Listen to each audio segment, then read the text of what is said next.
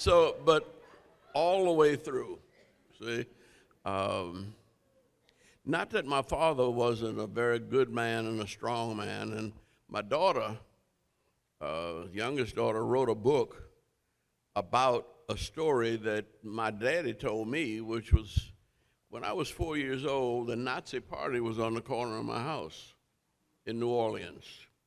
And, I was born into this. There was an Irish grocery store, an Italian bar, and the Nazi party headquarters right within 50 yards of where I was born. So by the time I was 4 years old, my daddy was trying to explain to me how to get along in a racist world where you are they had a lot of black folk living in that neighborhood, but none of them had children but my mother and daddy. And so I had to learn quickly how to relate to people. And how my daddy's motto was, don't ever get mad in a fight. If you lose your temper in a fight, you're going to get your butt whipped. He said, you use your mind. If you don't get mad, get smart. Your mind can help you work your way through any problem. And so I don't have a temper. I don't get mad. Because when everybody else is getting mad, I'm scheming and thinking and praying. And that's where the answers came from quite often in the civil rights movement. And I think one of the reasons why Martin Luther King and I got along so well was he had a strong mama and grandmama, and they raised us well. You mentioned Martin Luther King, and I know we have a lot of guests here from out of town. Well, you met Martin Luther King in 1957 at a fraternity convention or fraternity meeting. Talk a little bit about your relationship with him. You moved to Atlanta in 1960 to work in the same office, but not directly with him initially, right? Well, I was pastoring a little country church in Thomasville, Georgia, and Beachton, Georgia, and he was in Montgomery. And Talladega is a church school that my church helped found years ago. And they invited him to come do a religious emphasis week. In fact, it was the Alpha Fraternity. And then they thought, but he's so famous, he's liable to have to cancel and not show up. We better have a backup, and they picked me. And it turned out that both of us showed up. And as the Lord would have it, I didn't realize it until then, but my wife went with me, and she started asking about Coretta. And only then did I realize that my wife and Coretta King went to the same high school in Marion, Alabama, and had very similar backgrounds. So that was just, again, another unplanned. I didn't know he was going to be there. I thought I was going as the speaker. And when I realized that he was going to be there, I said, no, that ain't my league. I'll stand back and hear what he's got to say. But they put us together with another one of the fraternity brothers just to have a 2 or 3 hour discussion. But I always had a tremendous amount of respect for him. It was clear to me that he was a God-sent man, and that none of the things that happened had he planned, has he thought about, that he wasn't. I mean, we did what the Spirit said do. And the civil rights movement of the 60s was very much a Spirit-led movement. And by Spirit, I mean Holy Spirit. And because we didn't have that much sense. And we were not,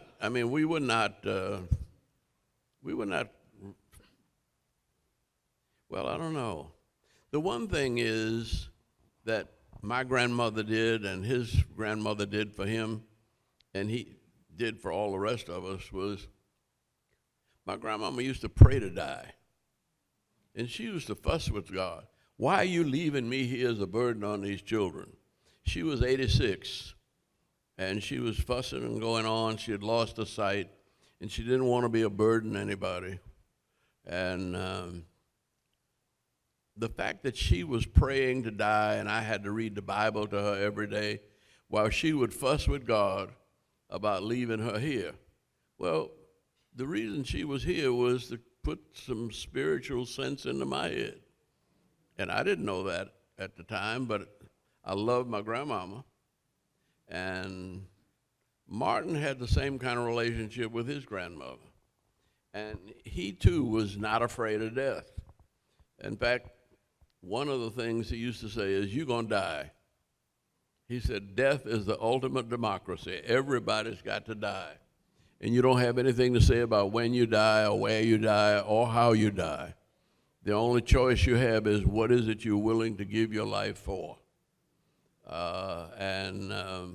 And then he would usually pick one of us and say, "Now, I know there's a bullet with my name on it somewhere." He said, "But you all are always jumping in front of me when somebody's trying to take a picture or put the television camera up, so I figure you're going to take it for me." And he'd decide at a different time who was going to take the bullet for him. And then he said, "Now the problem I'm going to have is, as sorry as you are, I'm going to have to try to preach you into heaven." And he'd start preaching your funeral service, but he would be more like Richard Pryor or Eddie Murphy, or somebody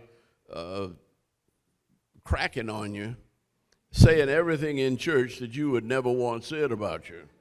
But in the process, he had us laughing at our own death.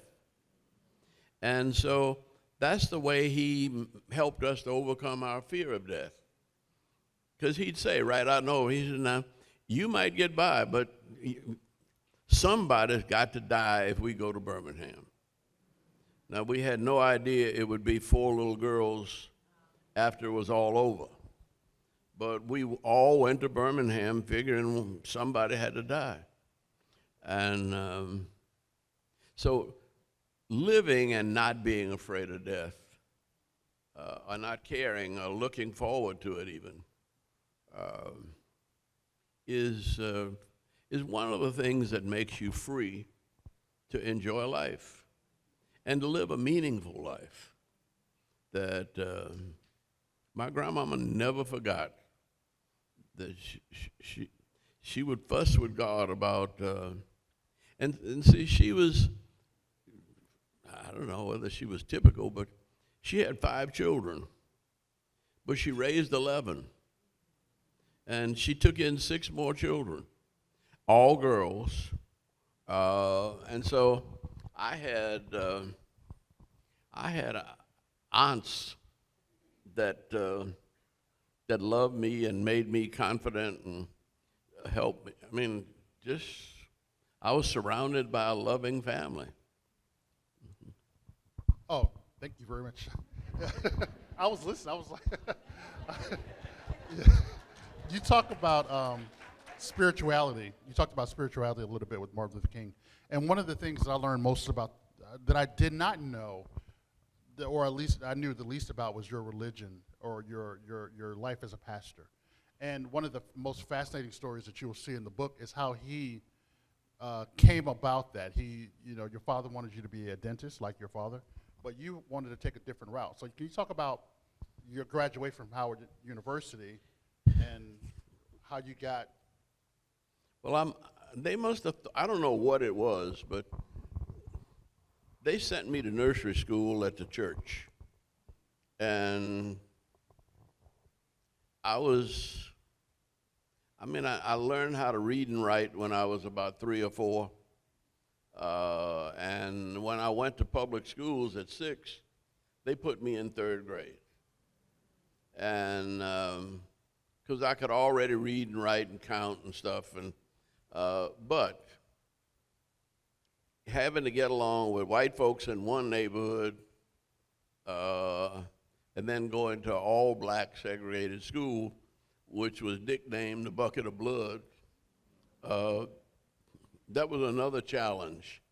And as the old folks say, my mama didn't raise no fool, that I didn't mind getting in trouble with the teachers, but I picked the baddest brother in the class to be my friend. And he was about 12 and I'm 6.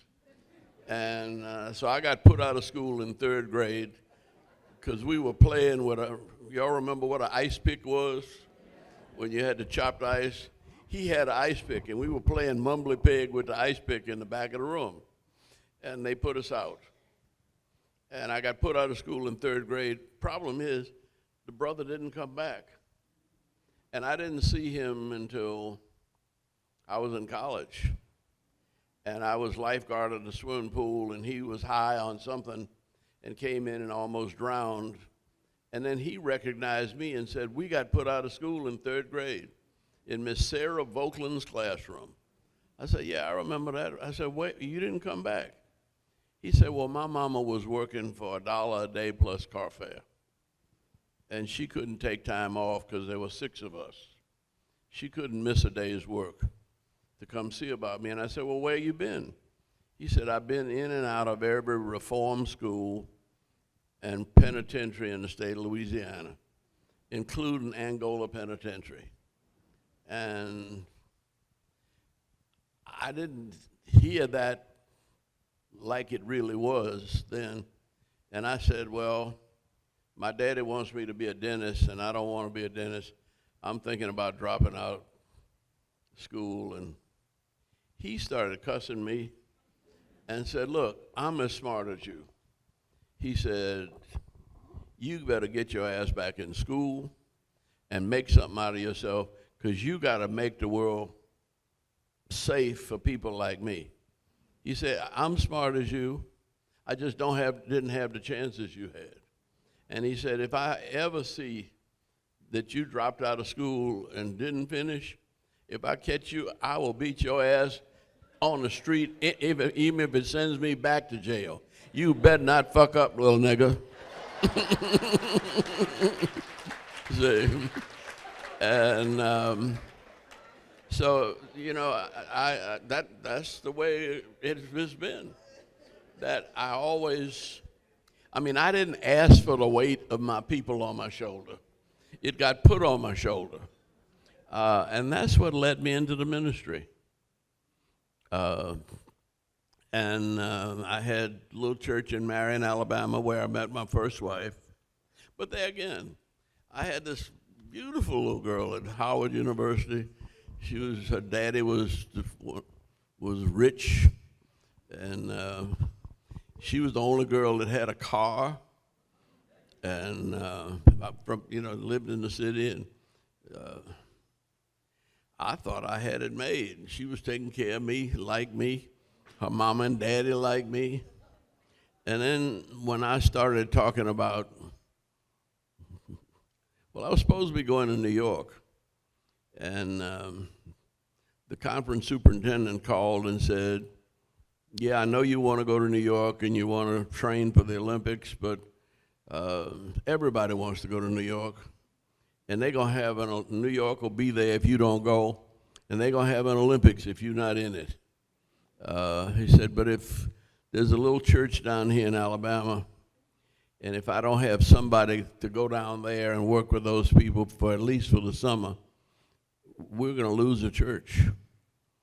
And so when I told this young lady that I was going down to Alabama instead of New York, she was ready to come to New York with me, but she said, I ain't going south of Alexandria.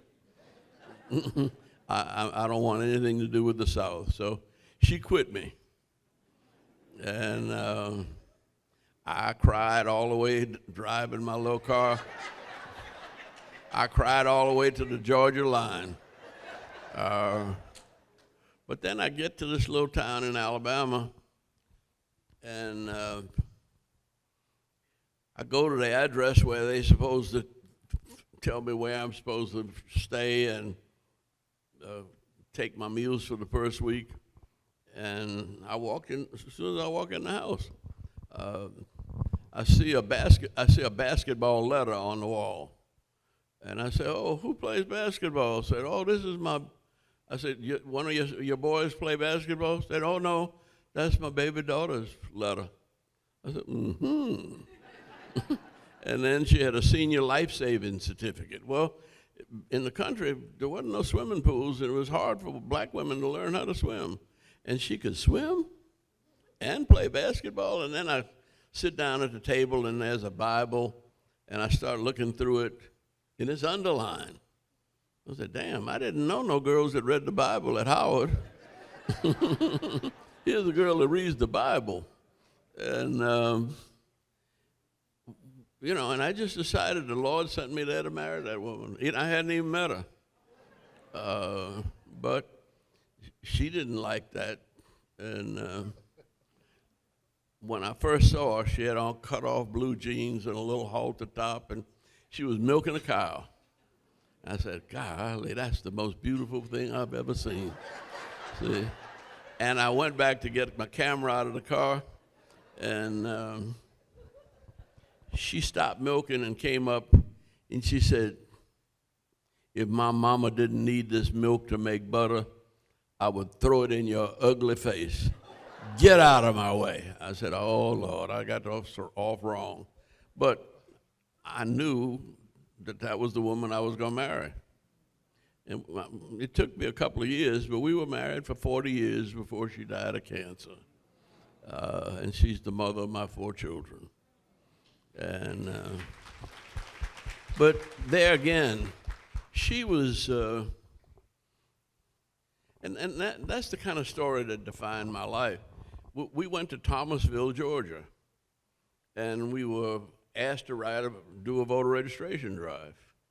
And when we were coming back from Albany, Georgia, we decided to go the back way through Moultrie, and we came around the curve, and there was seemed like 1,000 Klansmen in sheets. And I said, oh, shit. And I started planning how we were going to deal with this. And I always believed you could talk to people. And I wasn't afraid to talk to white people or black people or anybody. But I said, I'll feel better if you sit in the window with the rifle and you point the rifle at the person I'm going to be talking to. And then I can negotiate from a position of strength. And she said, I can't do that. I said, well, why not? You're a much better shot than me.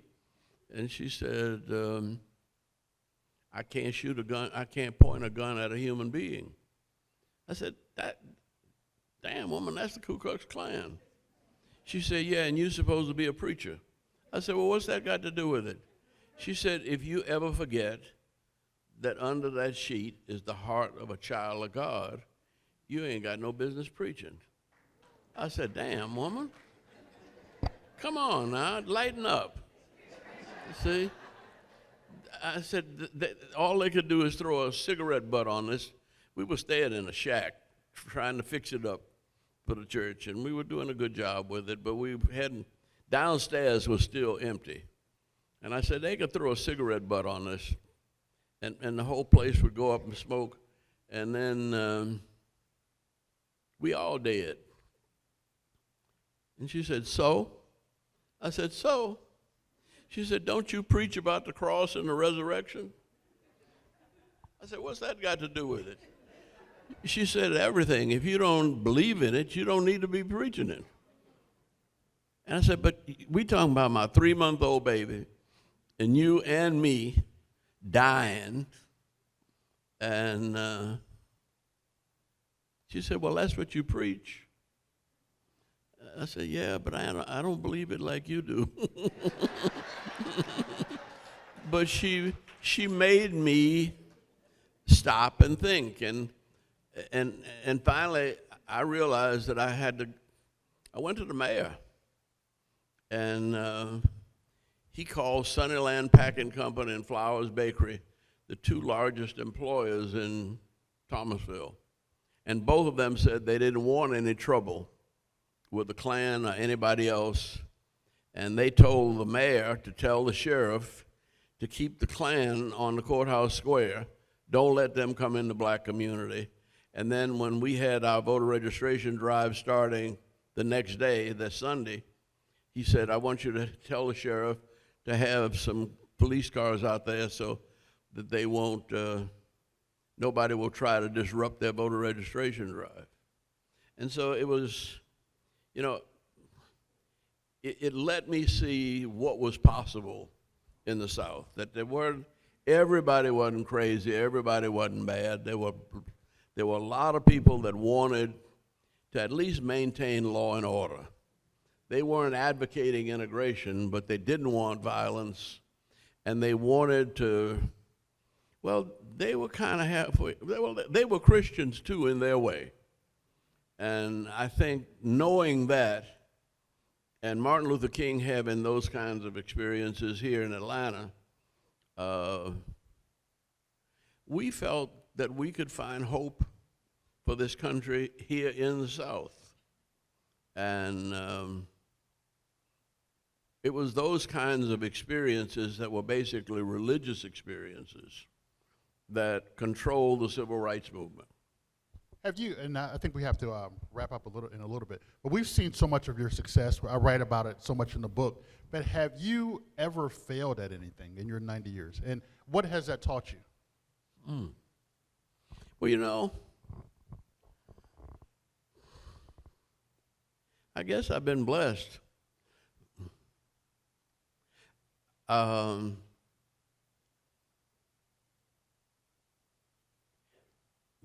When I fail, I decided God wants me to do something else.